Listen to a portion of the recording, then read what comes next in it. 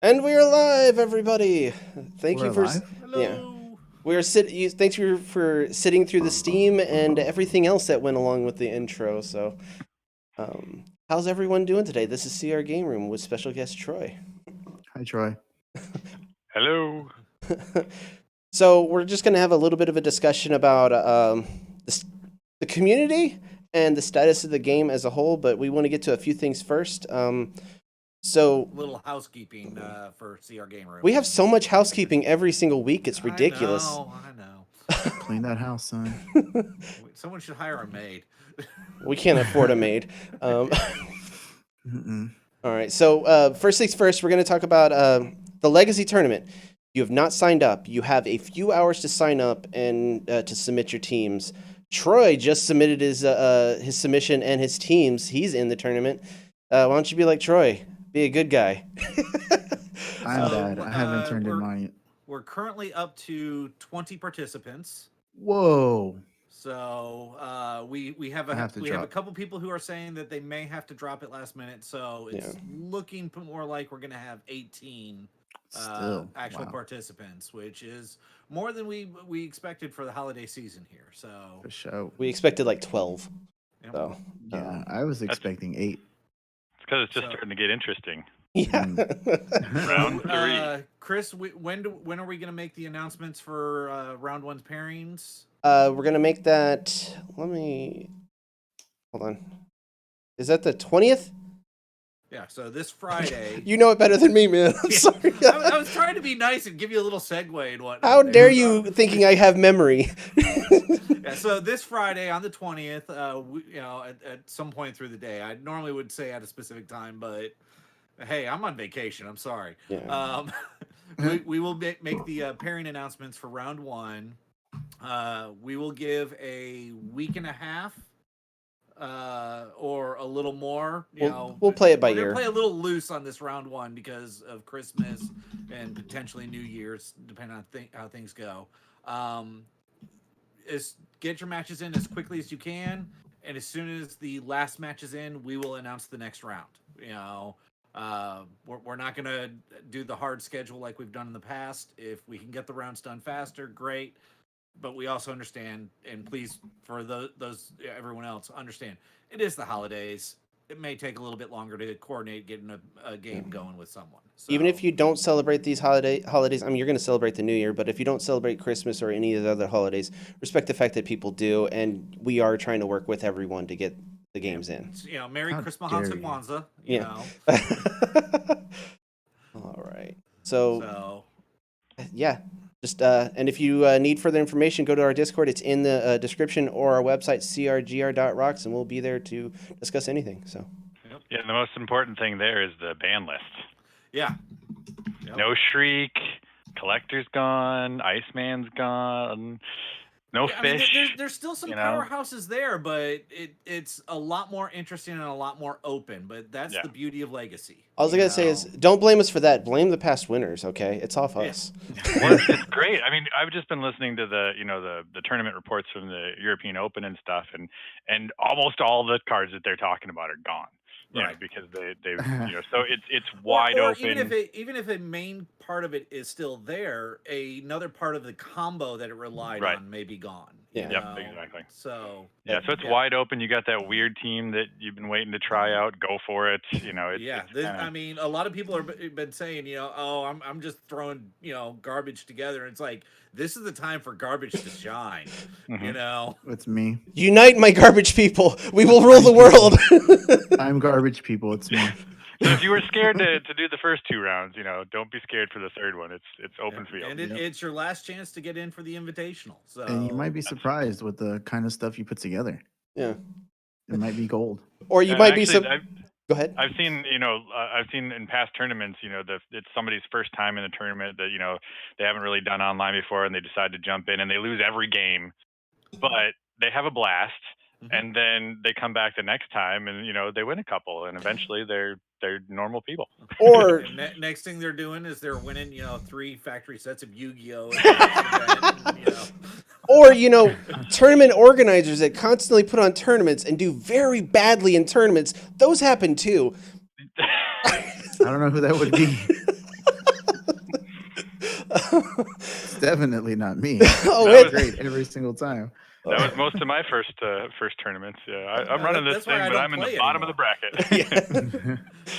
See, the reason that me and Robert do bad is to show everyone we're not cheating. Everyone, that's Yeah. just what we're trying to show everyone. Yeah, we are not cheating. Trust me. So, We do way but- better if we were. Yeah, so that's all we really wanted to touch base with real fast as far as the legacy stuff and our housekeeping. So unless you guys have anything else you want to talk about that, let's move on to why we have Troy with us tonight. And I just want everyone know we did our homework this time, and we actually wanted to prepare and be coherent. So Yep. here's us trying. Which means that they Give made us a sure the break. bottle was empty, guys. So All right. So Troy, you posted something on Facebook, and I think it kind of got a few people talking, and it started a major discussion on the Facebook page. And we wanted to talk to you and get your side of things. But before we do that, who the hell are you? Well, the best response is I'm nobody. Oh. And just kind of like you guys, honestly. Oh. Oh, my heart. Oh. But, my point being that there's really, I'm just a dude that, I started playing the game. I enjoyed playing the game, and got into the online community, started talking to people, getting to know people digitally, and then at some point started actually playing them online. And I'm just the type of guy who I like to try new things, and I like to ask questions. And so, the game's 5 years old now. So over time, things build up, and I'm just I'm one of the what is it, the Dabliest game is what it's called sometimes. I'm one of those guys. So I've got the kids, and we play Dice Masters and play locally and play online, and it's just I really enjoy the game, and so I spend some time on it. If I'm doing my math correct, and it's 5 years old, it can shrink now, right? Pretty sure. I think that's how that works. All right. And just so you can clear things up, what's your name on Discord? So if everyone hates what you're saying right now, they can talk to you. Well, my name is Troy, Troy. So my name on Discord is Yort, Yort. Yeah. And it's still one of the that most makes fun sense things now. in the world to see when someone makes that realization that it's just your right name here. backwards. You're seeing it right now in Robert's Right face. now. Oh, makes sense. I was like, where did Yort come from? I don't get it. What is that? Is he into yordles? Yordles? He's a No, yordler. I wrote my name perfectly correctly in when I was 4 or something like that, and I just started the wrong direction and came out Yort. So Nice. I like that. Yep, my friend wouldn't let me forget it, so I embraced it. There you go. All right. So Robert, you want to take the next one? So we alternate. Sure. So Troy, you've been a big proponent of the online community and playing Dice Masters online. What exactly about the community is it that keeps you from going astray? Well, so the community that we've built up over the last 5 years, it's just kind of a unique community that I've found. I play board games as well.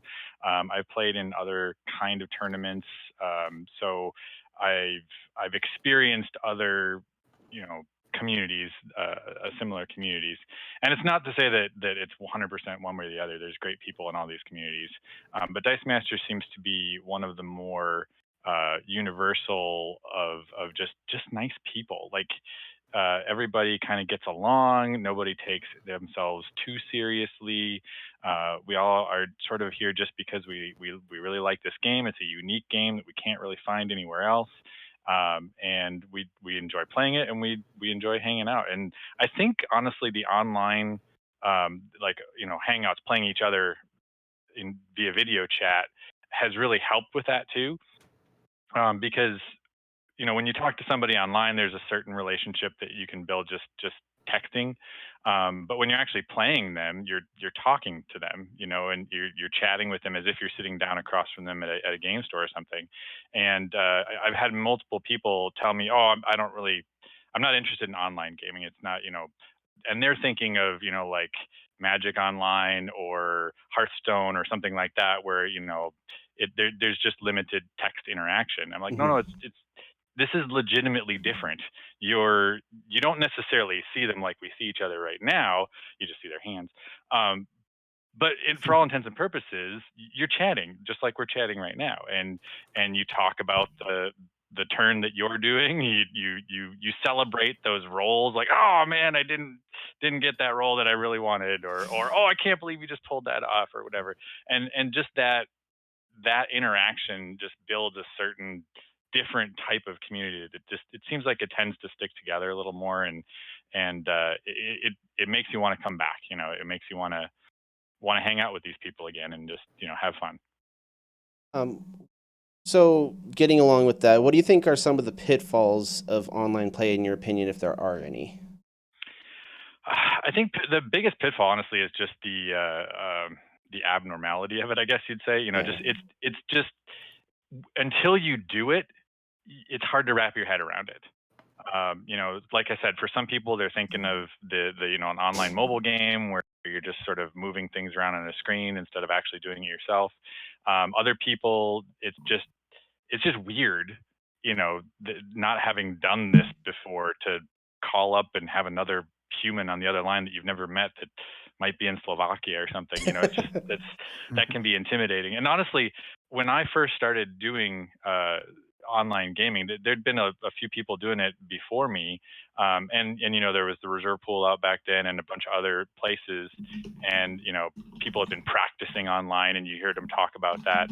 And so part of me was definitely afraid. I was doing the phonats, so, like people that can't go to actual nationals will do it online and kind of have our own little competitive tournament for those that can't travel. And I was petrified because I knew I would be running into famous people.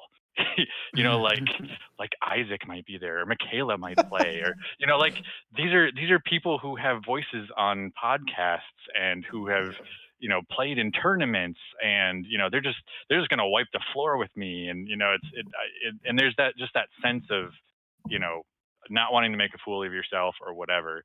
And what you find out is, yeah, they might wipe the floor with you, especially the first few times, but that's how you learn. Yeah. Two, they're genuinely nice people. I mean, they help you learn. Everybody in the community is happy to point out, oh, you could have beat me there if you'd done this, or you might have stopped. Yes.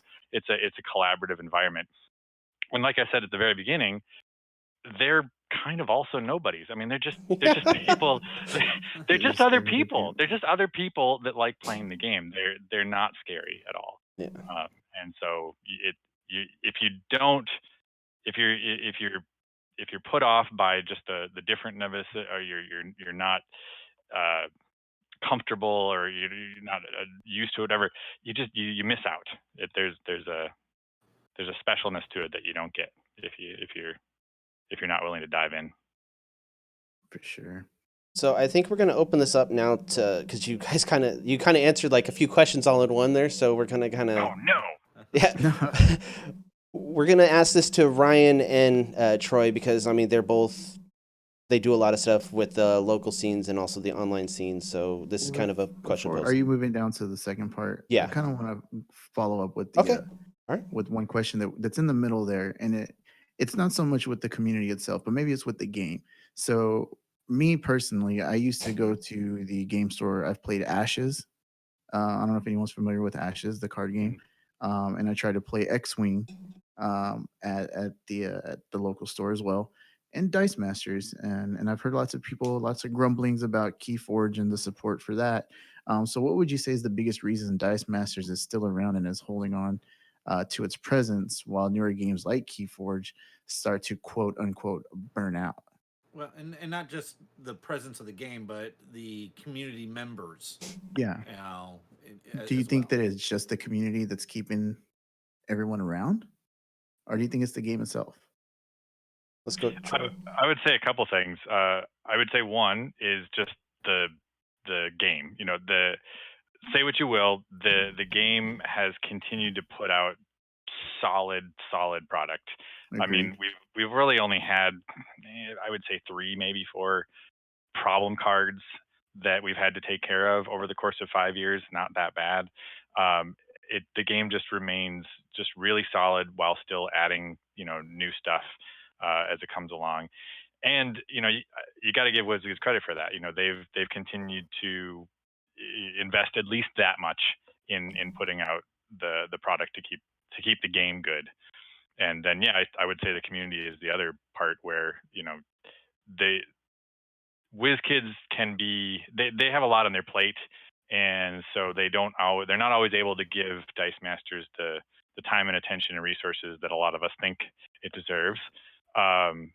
But the main reason why it lives in the areas where it lives is passionate players who keep it going. You know, the group there that keeps it going. That's what keeps it going. Cool. Okay, so all right. So getting on to more helping out with kind of like the local scene and things like that.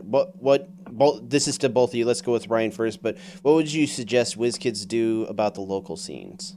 Well, I think the local scene issue is something that Troy actually hit on in his Facebook post, is the lack of organized play from WizKids. You know, when again, I'm stealing a lot of what Troy said in his post. Maybe you should have gone with Troy first, but you know, Defer to Troy. win is not winning is the best way I can think of putting it. It's you know, it's a very archaic way of trying to monitor how the game is played and, you know, used. Yeah. And you know, I don't know this for a fact, but you know, I've made assumptions, and I'm pretty sure I'm correct in a lot of this. You know, they use the win stats to determine what stores are doing good and, you know, which ones are not doing good. And you know, when they were holding WKO events and other, you know, Rainbow Draft events and stuff like that, they would look at that to see where to host those events at to get the most bang for their buck. Yeah. And unfortunately, as a lot of stores dislike Win and aren't using it, there's an absence in what's actively being played and what WizKids is seeing from that.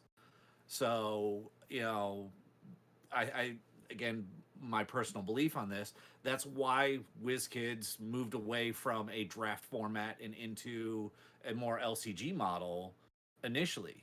You know, is because they were seeing, well, we've got high sales, but we don't have a lot of organized play.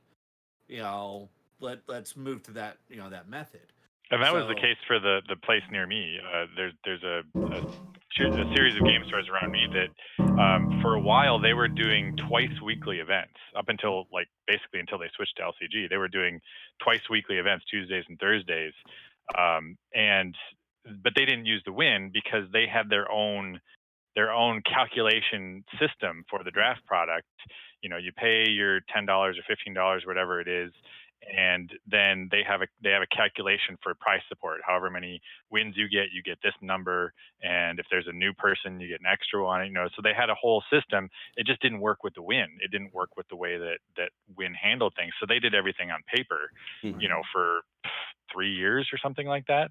And so they were completely off of Win's radar, other than, you know, buying all that. And they bought tons of product. They drafted, you know, twice a week, but yeah, they had no presence on Win really. What did we use at Duncanville, Robert? Was it Win? It was Win. Duncanville was Win. DOS was Win, but Galaxy they used Win to report wins and losses, but they used a completely other system for in-house support and all that stuff. So they used Win just for that. Oh, we know people. You know, we want to make sure the mothership knows that we're here and actually, supporting the game. So. And I think that's led to a lot of problems. Is a lot of kitchen table Dice Masters plays going on, and they host stuff at their house, and it's kind of hard to keep track of that in the local store. Yeah. I know. I mean, I believe Troy, in conversations with you in the past, both you and I, since we have access to a win system, we have used it for online tournaments and online things to kind of report those in those fashions. Again, just to kind of make sure WizKids knows, hey, we're still here. Mm-hmm. Don't forget about us. And I'm saying us as in organized players. We want the we want the shinies, we want the OP cards, we want all that funness, and the notoriety of saying, not only was I at Worlds, but I got 4th at Worlds or 2nd at Worlds, or I am the U.S. national champion in 2018 or whatever. I've heard people even brag about being the rest of the world's champion. Yeah. Nice. That's really cool. I was second place at Faux Nats, and I'm proud of that because I came in second place, and I never played better in a tournament in my life. So you're a faux winner. The best I can ever say is I got second place at a WKO, very first tournament I ever played in, and it's been downhill ever since. So, well, according to Monopoly, I came in second in a beauty pageant, and I got $10. So, community chest. Yeah, but that was $10 in 1930s money, man. That's some good money. I mean, it happened. So there we go. So Ryan, with relating to the OP kits, they did actually have 5, I think, OP kits last year, right? For the first 5 months. I thought it was 4 for maybe 2019. 4. Okay. Yeah. Yeah. So, but I mean, some of those, you had the Black Widow, you got the Kate Bishop. There were some good cards in there, and some of them were just interesting. But it didn't really seem to move the needle as far as local play. I know at our local, basically they ended up just saying, whoever the regular players are, people Here who you come go. once or Here's twice your a week. cards. Yeah, exactly. Because I think I was kind of saving this one for later questions since we know the questions are coming up. But I think the biggest nail, so to speak, in the in-store coffin has been the lack of draft support. And I know people that would go to play draft whether there was OP cards or not available or anything like that. But I was trying to answer this question in the larger sense of thinking of WKOs, thinking of the national champions, the world's championship, things like that. You're not going to get you're not going to get a huge number of people showing up to those events week after week after week, unless you are offering some sort of new reward, some sort of, OP shiny or, foil shiny or something like that. People will start missing weeks, and after they've missed a couple of weeks, they might move on to something else or whatnot. Although you do have the Canadians, they seem to have, and I think are just people do this too, but there are a few pockets of places that play regularly, with weird constructed stuff that seem to keep it going too. It just doesn't. Right. It seems rare, I guess. I'm not saying it's not possible. I just, I'm talking as a, support from WizKids. What could WizKids do differently to, get the community, and not just the active members in the community, but to get the community growing again and getting more people in it. LCG did great. We got a lot of influx of new players from the move to LCG. I'm not going to argue that. But we lost probably just as many, if not more, by the loss of draft. Yeah. And so they need to find that balance. And it sounds like with this, 2020 schedule, we are finally going to have a little bit of both. And, hopefully they will be able to figure out a release schedule that appeases, a vast majority of doing some sort of LCG and some sort of draftable product release. I you think they know? have to do a Rainbow Draft weekend and do it once a month, and I think that would be amazing when that comes out. Right, but what product That's are a you lot. going to do with a Rainbow Draft When weekend? they get That's it the come problem. out, when it comes out, do it then. Right. So I mean, but that's the thing is, 2019 had nothing that was Yeah. blind that you could do in a draftable format. Yeah. Mhm. But You would a know? Rainbow Draft weekend type thing, whether it be draft or, just some sort of maybe a more limited OP kit or something like that, would that be enough of a step above the OP kits that we got to, bring people out to make it like an OBW level event, almost like a WKO, but not with all of the overhead, maybe? Speaking from my So- experience, when Robert did it, it did bring out more people to play the drafts, and it was fun. I mean, Yeah. so typically your Rainbow Draft weekends Sorry, had Robert. It's all right. had a more meta impacting card, alt art as the prize. And so Mhm. you had more people showing up to try to win that card. Yeah, Right.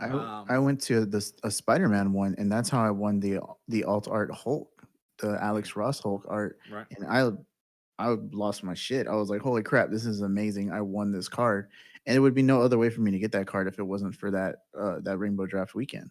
Well, So, technically you could get it if you had some. Right. Yeah. yeah, but I mean, Especially like, that first weekend, those things were going for like $300. yeah, they and were up there, and I wasn't going to spend that much money on that card. I But I mean, remember. like, I don't remember which site it was. I think it was the reserve pool at the time. That someone on there made a post of, our first $1,000 Dice Masters team, using Oh, yeah. the new alt art cards and foils that had come out and stuff like that. that's So, bananas. Yeah, the Joker. I mean, the Joker probably wasn't ever really a meta card, but the art on it was, Yeah, the Alex highly Ross. highly coveted. Yes. Yeah. Yeah. Well, that's still my holy grail card. That's the one card I don't have yet. So, I don't have that one You know. either. I think people that run the events need to run them like Robert. He ran it with an iron fist. You didn't get a card unless you freaking deserved it. And I would like, hey man, let me go ahead and get one of those cards. I'm your best friend. me, who's like, oh, here's a card for you. Oh, Yeah. you showed up here. Here's like 30. Yeah, I cards. mean, everyone got the participation card, but you weren't going to get the second or first place, the Yeah. one where there's only like 4 or whatever. You weren't going to But get that seemed to hit the sweet spot, right? Because Yeah. the Hulk one, especially, that was awesome. Everybody wanted that, but it was also an easily obtainable card if you Yeah, it just was in a wanted to play starter the set, card. if I remember correctly. So you weren't going to be. I mean, it's not like a pay to play where if you didn't win that card, you can't come back. Right. You can't Well, be competitive. I think they learned their lesson with the Iron Fist. The Iron Fist, having a card that they made that was meta impactful, that had a restricted die. The only way to get that die was Yeah. to get that card, and the only way to get it was to participate at that event. Hurt them. Yeah. And so there it was.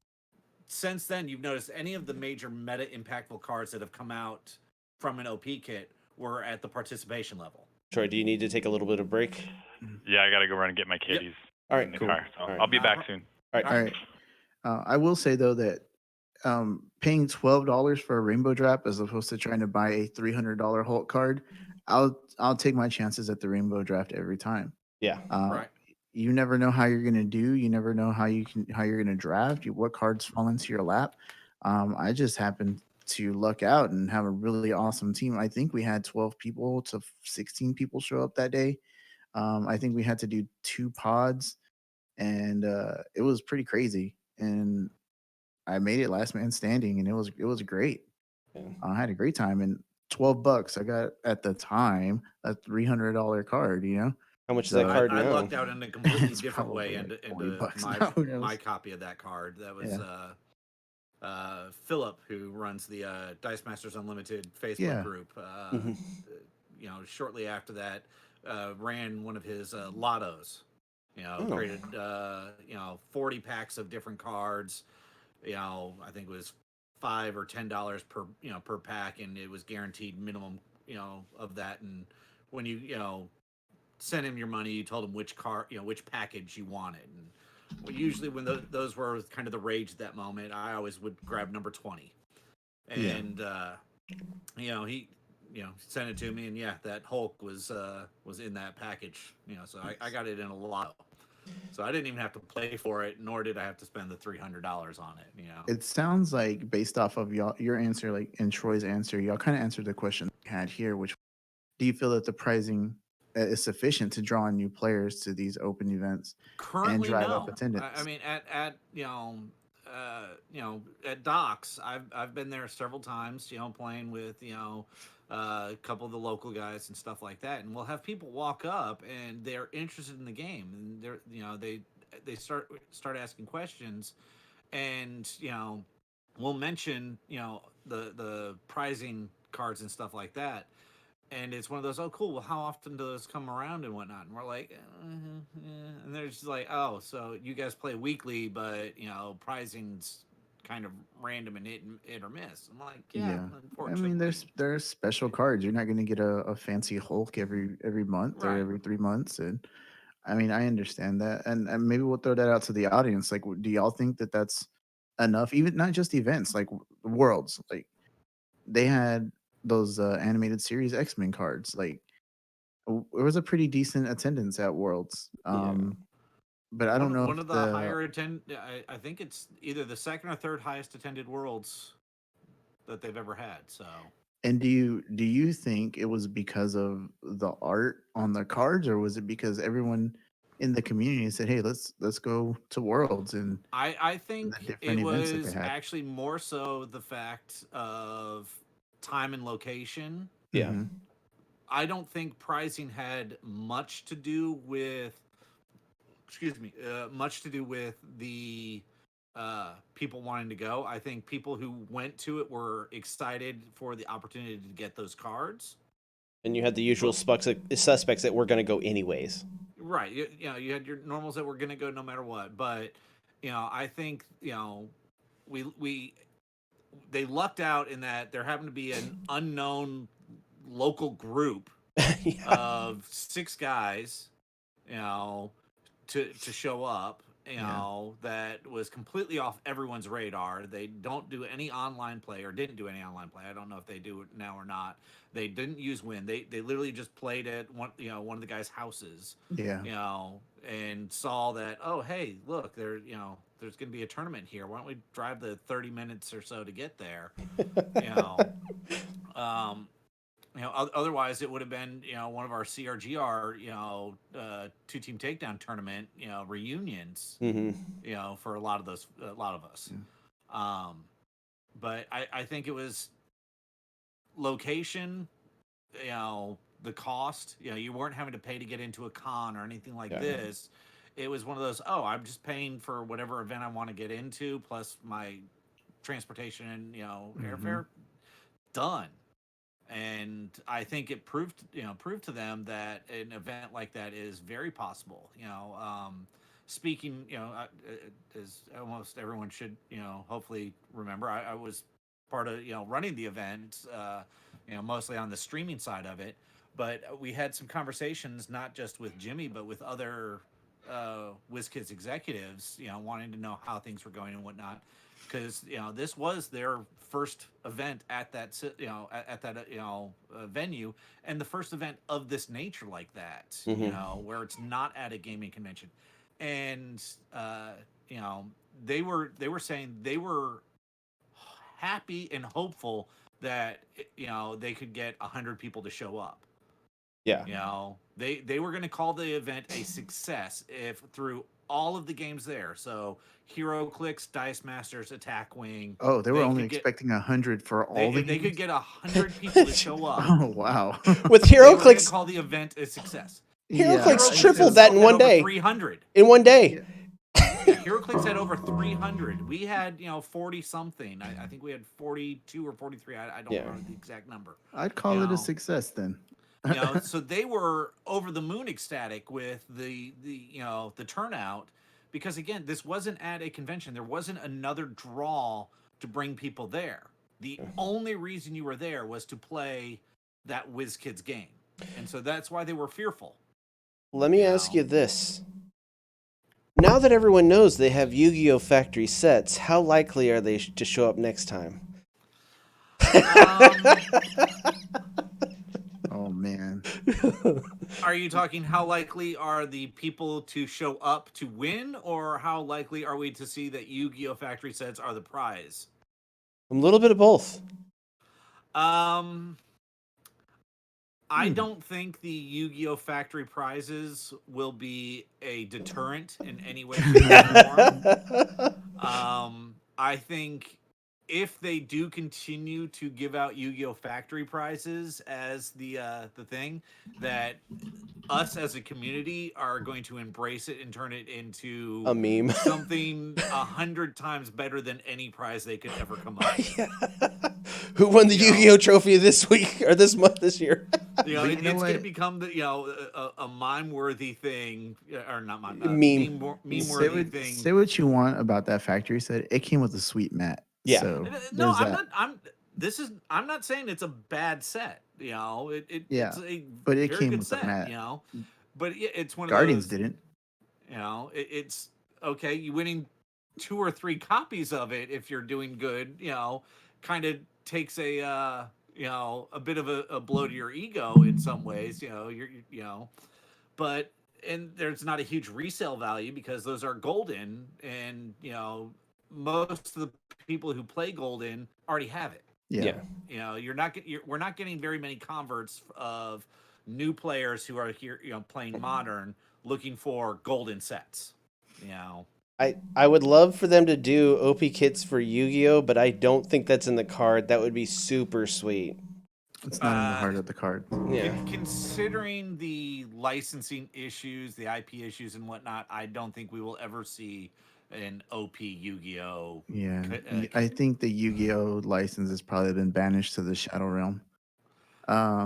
So there you go. There were reasons they couldn't say what the set was that they were giving away. Okay. So jumping back into the questions and the Troy, since Troy, you're back. In your post that you made, you had a question or a statement about allowing fan-led tournaments. So when it comes to the love for organized play, what do you think the solution is here? Why do you think WizKids doesn't allow for fan-led tournaments? I don't know that they don't allow it. I think we need to figure out the right level of symbiosis, I guess. You basically saw that at Worlds this year. All the other previous times, they would have the official WizKids person that even then, it was like Indymon or uh, Paul or somebody, that semi-official, but Worlds was basically run entirely by Brian, Steven, and Ross, and I give Steven and Ross full credit on that. I was just streaming it, so you had one of the hardest jobs. It was a huge part of it. I mean that I know there was at least one foreign person who was watching quite a bit of that stream. And how many times did the HeroClix stream go down? So the numbers I heard were. I think that was a rhetorical question. Yeah. I believe the Heroes Click stream was able to stream in total for around 10 hours for the whole weekend. And you guys did 10 hours a day, pretty much, right? We lost less than 30 seconds over 46 hours. I think some of those seconds were me. But I mean, so I don't think anybody who was at Worlds or anybody watching would deny that. I mean, that was hugely successful from that point of view. There were very few hiccups, for being an entirely fan-led, or not fan-led, but fan-run. So it was WizKids blessed. But the biggest black mark of the weekend that I can think of is the fact that the results still aren't in the win, which that's the only part WizKids had to take care of, really. But they generously funded it with prize support. They were giving out sort of special participation prizes and all that sort of thing. So WizKids did their part of the thing that we can't do. They had the X-Men animated art stuff and the prizing that they could do, but everything else was pretty much run by community people.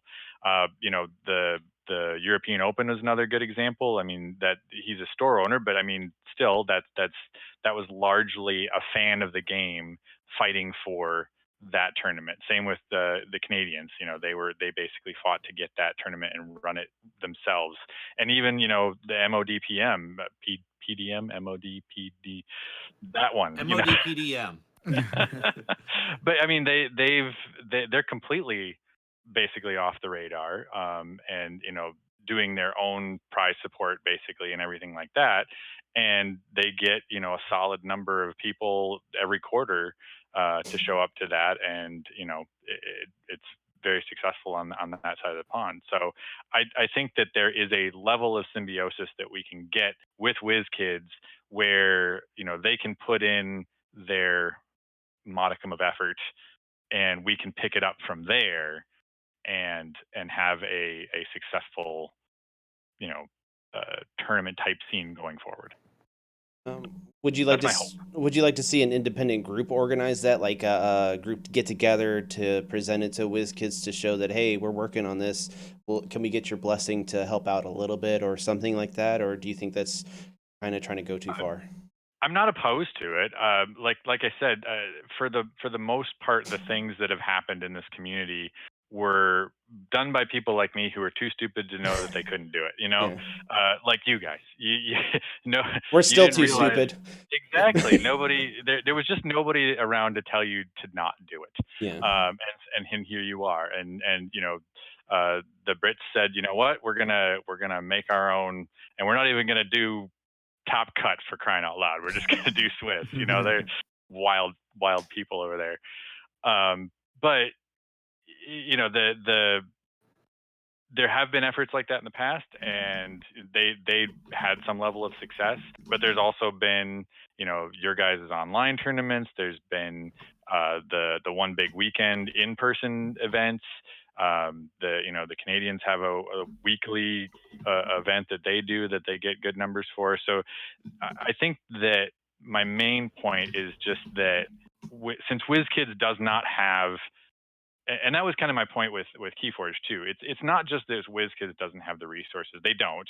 They have a very minimal set of resources for all of their stuff, and so Dice Masters is kind of the redheaded stepchild. They don't get as much as we would wish that they would. But even bigger games like X-Wing and Keyforge, FFG is in my backyard here in Minnesota. They do have the big companies behind them. They do have the resources and the dedication, and they still struggle. Yeah. They still have to worry about having pockets of people that play and pockets of people that don't play.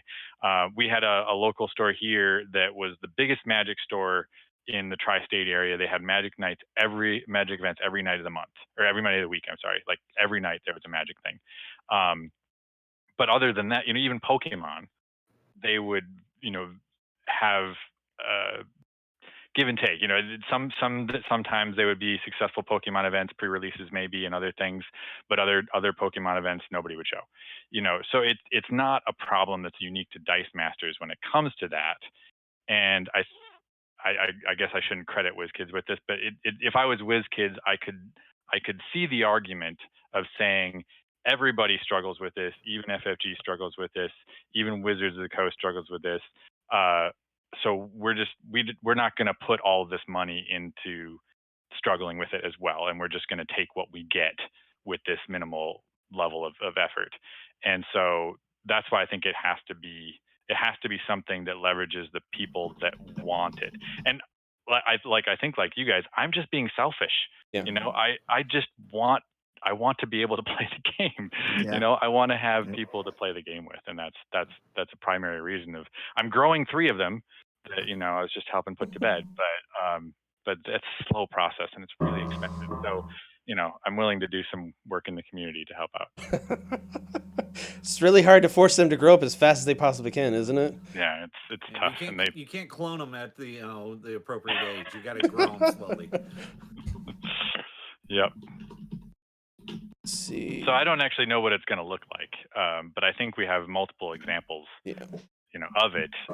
So it just feels like if WizKids could have, if they could devote like 20 hours more a month to the game, or even maybe just 10, Yeah. to the game that it could ratchet it up another level.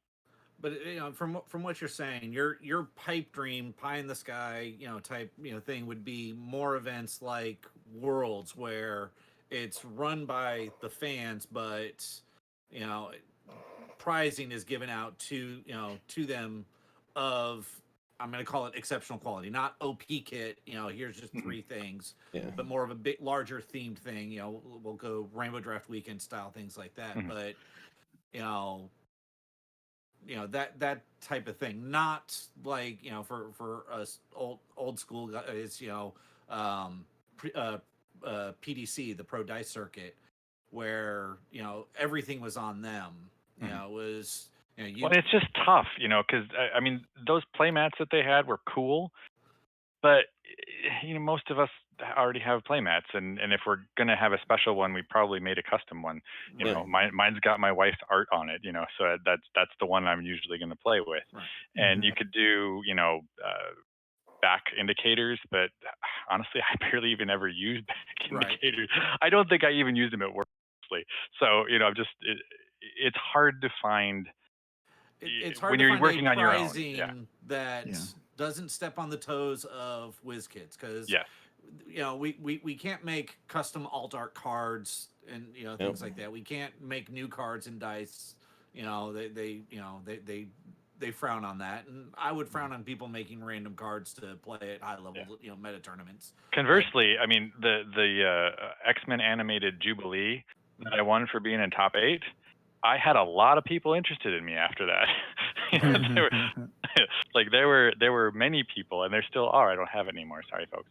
Oh. But that was a coveted Oh no, card. it's And those that dice. and the boom boom, Yeah. Yeah, the that boom boom boom too. boom, Boom that was foil sweet. boom boom. People are clamoring for that one. So, I'm yeah, keeping that no, one. I mean there are As and you should. I'm a self-admitted one. There are those completionists still out there that WizKids comes out with a card, I want it. Mhm. And so part of me's happy that WizKids isn't doing 3 WKOs and a Nats and a Worlds with all these different cards and all that stuff. Mhm. That I'm having to try to collect and all that stuff.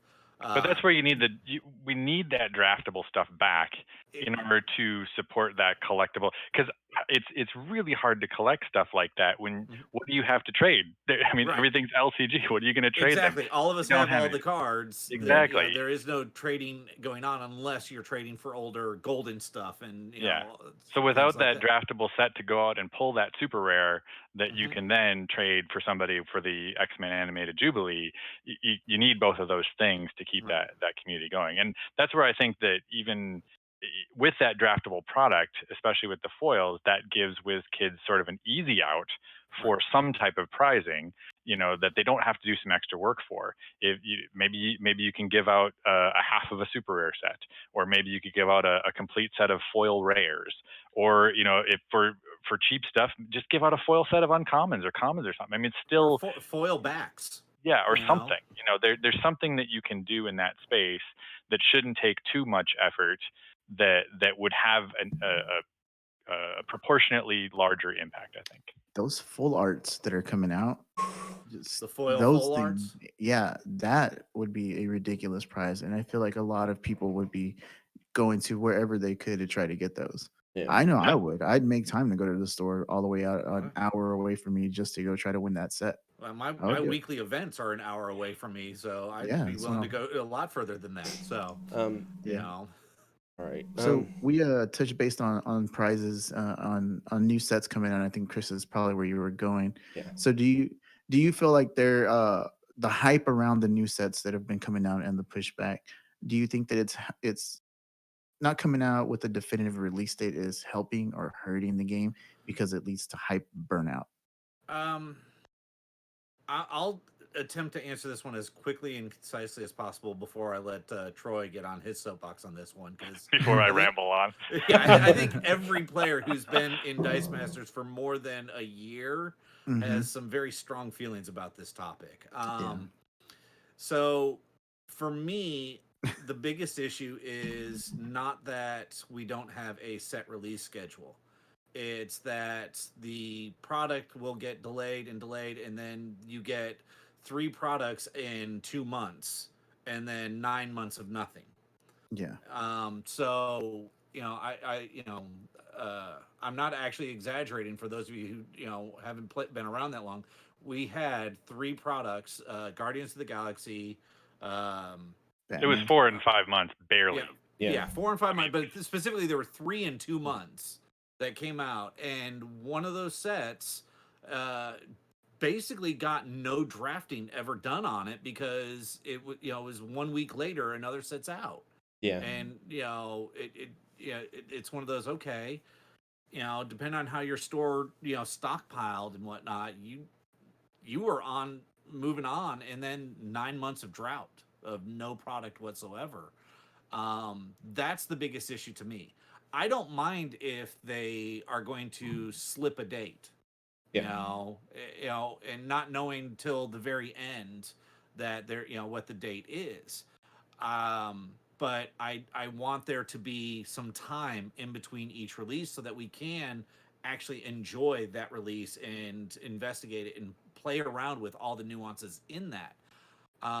My biggest complaint is the fact that they'll spoil the whole set months in advance, or even half a year. Yeah, and it's one of those. Okay, don't. This is my 2 cents. Until there's an actual day, and you're going to be able to make that day, don't send out review products.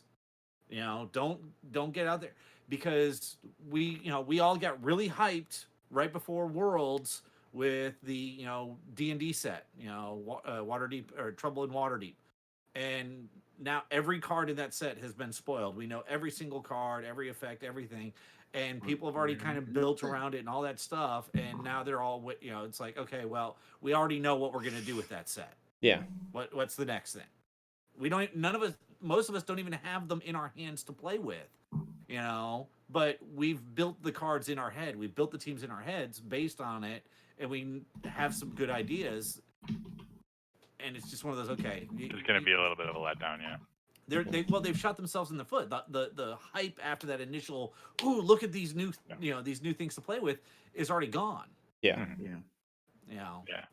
And I mean, I agree with everything you said, because I lived through that as well. They had Guardians, X-Men, Tomb of Annihilation, and Thor all in the space of less than 5 months. Because Thor was like the second day of January, so it was effectively 4 and 4 months, really. And yeah, it was just brutal. Not only on the pocketbook, but just on the focus, because you're like, oh, look at all this cool stuff in Guardians. Oh wait, X-Men. Oh, look at all this cool stuff. Wait, Tomb of Annihilation. This got whoa, dragons. Oh, Thor. Wow. It just messed with you. And then you basically are done. No more draft stuff. Sorry, no more drafting. You got to let that last you for 2.5 years or something. And then it got hard. Some of it got hard to find. Yeah. Yeah. Mm-hmm. X-Men First Class is the set that I have the most missing from, because it was so quickly on and off the shelf.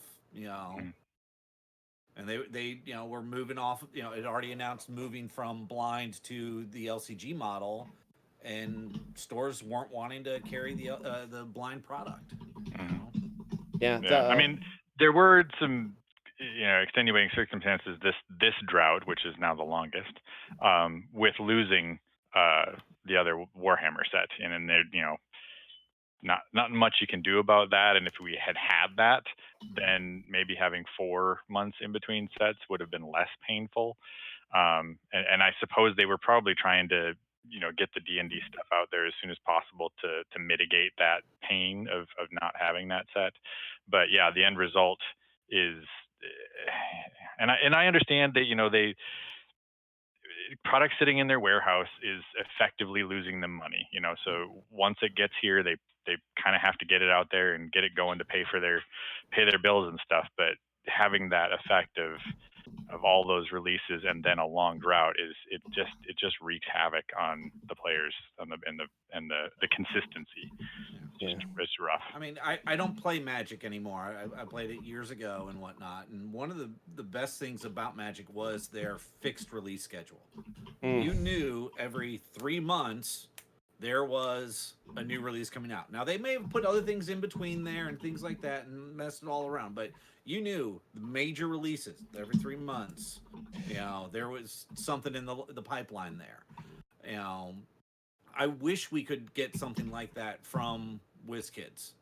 You know, but you know, you're probably not going to get that in the next. I mean, right? They've been waiting for WWE as an IP for how long now? So they're going to get that sucker out as soon as they can. No, I mean it's draftable. They're going to hit that as soon as it's on the shores. So we're going to have the same thing. Yeah, we're going to have another 3 sets in 3 months or 3 sets in 4 months. Start saving, boys. Start saving. Now the good news is 2 of those sets are LCG. Yeah. You know, so one and done. Have a good day. You know, you're not. You know, but then we move into blind and draft packs, and you know, as we alluded, said earlier, our pocketbooks all hated those days. You know, and especially us completionists who were buying multiple cases of the product on release day. You know, and when they came out with foils, we had to, even increase that order, trying to get all the shinies. And, some people are just fucking ridiculous when it comes to that. Yeah, I admit it. I'm 100% admit that I have an addiction and I have a problem. I'm you just don't not know doing what he's anything done about it. Well, you said you don't play Magic, so Yeah. You got some cash to spare. Yeah. No, I limited myself to one collectible style card game, and even when Dice Masters moved from collectible to LCG, I was like, nope, I'm not switching. This is my collectible. I just get to save some money for a while. Yeah. Well, and I've been accused of being the eternal optimist, and I'll own that. But that's part of the reason why I wrote that post is because I think this next year, 2020, holds a lot of promise with what we've seen from D&D and WWE. There's some bonkers stuff in there that looks like a lot of fun, and if the other 2 draftable sets are at the same level of what we've seen from Infinity War or Infinity Gauntlet, whatever, we're gonna have awesome stuff this year. So call it Dice Masters 3.0, whatever you want. But I see this as a shot for WizKids to be like, all right, look, you've got this stuff coming. It's quality at this point. What are you going to do with it? Like, don't drop the ball. But in our pre-show conversation, some of the chats we've had, you made comment on this, and I want to bring it up here just to make sure it's said. The concern I have is with the two models that they have, LCG and the blind, moving solely to blind. How are people going to get sidekick dice and all that stuff? I don't think they're moving solely to blind though. Right. So there. But if you looked at what the release schedule is, what they announced, previously, everything that they've announced after WWE is all a blind product with nothing that's going to provide sidekick dice. So we're looking at roughly a year schedule with nothing for a new player to look at it and sit down and go. Spider-Man is supposedly still a thing, but I think what they're assuming is that if they at least have one modern set available, so in this case it would be like Justice and X-Men, maybe the D&D counts. As long as they have those within a 2-year window, that's what the new person can pick up. The question would be is, come end of 2020, early 2021, is somebody going to want to invest in Justice still? Right. Well, and how many stores are going to want to keep, a box or 2 of Justice on the shelf just for that random odd new player that comes in? Yeah. It depends on the store. I mean, that's what they do at board games, right? Yeah. That's also when you direct those people towards the online community, and we just talk about how awesome the online community is. If someone needs dice, someone's gonna Oh ship yeah, them I've some got dice. bags full of So them over here. I'll yeah, gladly, seriously. ship them to whoever wants some. I just sent Uh, them to Canada, so yeah. yeah, Nice. I'm building a big care package up for those guys up there right now. But Look at yeah, that. I mean, it's not Full that of there's a sidekicks. shortage of those dice Yeah. around. It's just Yeah. if you look at the product release schedule for the that they have upcoming, there's after WWE, because WWE was supposed to come out 2019. Everything that they had originally announced for the 2020, the 4 sets there, nothing had sidekick dice. The draft packs did have backs, so there were basic actions still coming out, Mhm. but you have no sidekicks, no basic action dice for new players. Maybe this So- is going to be kind of a thing on the like when you go play, bring extra dice like this and give out to the new players. That's Yeah. shouldn't be And our this is- responsibility, but Maybe No, this is it a shouldn't be our marketing responsibility. opportunity also. That's the question I have kind of going back to WizKids is what is their plan? Because they've gotten rid of starter sets. It's they time moved those to team for packs. time for them Okay. to branch out to the custom dice. yeah, You know, the ones we got at Worlds, the gold ones or yellow ones, whatever you want to call them. awesome. Those look amazing. The black dice that came in Justice were amazing. And maybe it's now it's time to just send out some dice Hmm. as a standalone thing. Yeah, and I'm sure I people mean, like us I will buy could them. definitely see from a TO perspective, I could probably run an event with the main prize being custom sidekick dice that are tournament legal at WizKids events For going sure. forward. Because we can all dye our own sets, but officially those aren't supported at WizKids events. I would think that I could probably get a solid 20 to 24 people at a local event showing up just to play for the chance of winning 8 dice. Yeah. I think I don't have any official words or anything like that, but I feel like they feel they have hit upon a decent balance, and I think they've been working on that for 5 years, as slow as it is. I think the campaign boxes are legitimately better than the starter sets. They are 100%. slightly more expensive, but you can tell through Avengers Infinity and Warhammer and like Justice and X-Men, they really hit their stride where you've got 24 different characters in the box with a good balance of dice in there, so that if you go up and you pick that box up for $30 or $35, whatever it 2 is, people can actively play it. yeah, and have a good time. Like Yeah. you can't do that with a starter set and enjoy yourself, because you're all both playing the same players and you got one die each. So that's not much of a game. So I think what I hope they'll do anyway, and what it seems like they're heading for, is to have 1 or 2 campaign boxes on the slate along with the draftable stuff, and basically just replace the starters with campaign boxes. Yeah. And, I mean, if I were making decisions, I would love to see 1 campaign box, 2 drafts, 1 campaign box, 2 drafts, 1 campaign box, 2 drafts, and cycle it like that. That way, you've still got a recent campaign set, and those 3 being a yearly release type thing. Now, there'd be team packs and stuff like that. I'm not talking, I'm not excluding all smaller other stuff, but your main releases, here's a campaign set, here's a draft set, here's a draft set. What we're talking about is we're almost done, Stephen. That's what we're talking about. We're talking about play this back when it's done. Yeah. Get them views up for us. Appreciate you. Show it in your classroom. So, go ahead. No, I completely agree with Ryan. There needs to be something in between that way you're not just alienating the new people that want to play your game and they don't have the things to do it. You have those little pit stops in the middle for those items. I think that'd be great. And yeah, so this is something that I kind of want to pose to everyone in the community. Try to ask people that you know that play the game and that you go along, and what kind of questions you'd want the community as a whole to ask, and try to think about that. And think about asking that in our Discord or The on comments on this video. comments on this video or any other creators. Ask them questions. Let's try to get some discourse going and see if anyone and everyone wants to talk about this. That's something that kind of interests me, and I'd like to talk to everyone in the community about. So I don't know. That's just me talking, I guess. Well, and I'd also say, anybody watching this that sometimes you think like, oh, what can I do or whatever. I'm all alone in Podunk wherever. There's nothing I can do.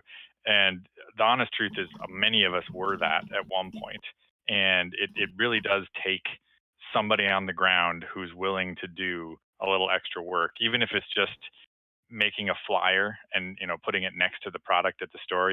All it takes is asking the person, hey, can I put up this poster next to the Dice Master stuff that tells people how to find the online community, how to find a local Facebook group, or maybe I'm going to come to the store once a month at a certain time just to play with whoever will come. That's how you start a scene, basically. And there's plenty of people who've even bought Dice Masters and other things that just don't know that you can go to a store and play this game with other people. It just that didn't enter my mind when I first started playing, in 2015 or whatever.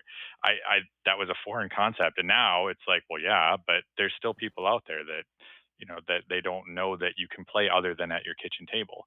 And whatever we can do to let them know, that there are people around and we're here, and you can join the larger online community. You can find a group of people. All you need is 2 people, Yeah. that I used to put a lot of pressure on myself for the local events. Like, oh man, I got to get 6 to 8 people or whatever. But especially with draft packs, you need 2. That's the minimum. Anything more than that, that's great. But 2 is where you start. You rare draft. That way you get all the rares.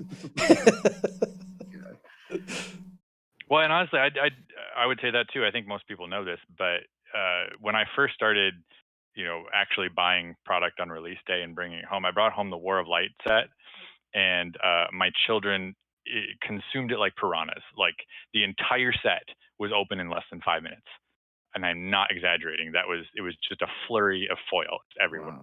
Wow. But now they're a little older, and I'm a little wiser. And if I do buy a gravity feed or a display box or whatever to bring home for a draftable set, we draft it. Right. Whether it's with the kids or with some friends, whether it's your board game group or just people that don't know what this game is, they can draft. It doesn't take a lot of work to teach a person how to draft. You take a card, pass it down, 99 bottles of beer on the wall. It's not that hard. And it's an entry level experience that you can use your product that you were going to buy anyway to introduce somebody to the game and let them experience it firsthand. 100%. Right, and I think that's going to do it for us, honestly. Are you sure I can talk for like another hour? We all know I can. Yeah. Yeah. Well, see, that's why you need a podcast, so that you can play it back at 1.3 speed. Oh my gosh. There you go. Though Troy, I'm gonna say flurry of foil seems to be kicking off in the chat, and I'm gonna say I think Chris, Rob, Joe, since you're in chat, I think when Blind Product comes out and we do an opening on our channel, I think that needs to be the name of that episode. All right. Flurry of foil. It's going to be on you to remember. Okay. Yeah, that's an action item for you. Sweet. Well, thanks for coming and hanging out with us, Troy. We appreciate it. You bet. Now, I've made it through. I think I missed like 5 minutes, but did we make it through a whole episode without casting any aspersions on any foreign individuals? You were gone for 5 minutes. Sorry. If you would like, I could discuss the fact that I still don't have that stinking spoon from those guys over at MOD. But because of recent changes in YouTube policy, I have to refrain myself from speaking in that fashion. Do you need to say something nice instead? Yeah. So we did talk in very kind fashion about the MOD PDMs. So I'm done. I'm good. That's good. That's the bar. Yep, that's the bar. I'm good.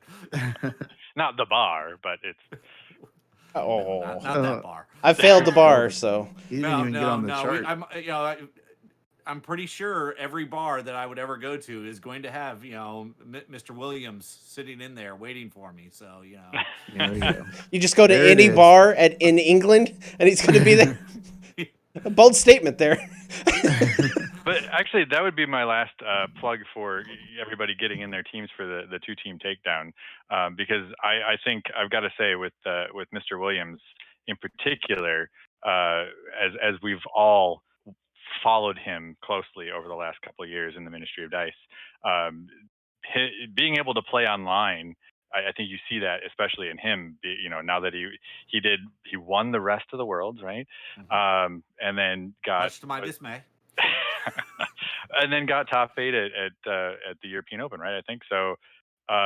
It took 2 years, obviously, but playing online and just playing in general is how you get better. And even if you never decide to be competitive, like Andy, right? I don't think he's decided to be competitive, but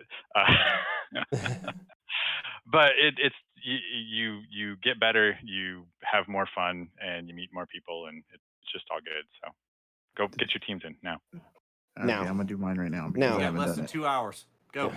Dang it. All right. I think that's going to do it for us. So, All right. Roll the rowing guy. oh my God. Bye, That's going to everyone. wrap things Bye. up for us here in the CR Game Room. Check out our website, crgr.rocks, for all our latest info. There you'll find a link to help support us via Patreon. Follow us on Facebook and Twitter. Join our conversations on Discord. Be sure to like and subscribe. And as always, thanks for hanging out.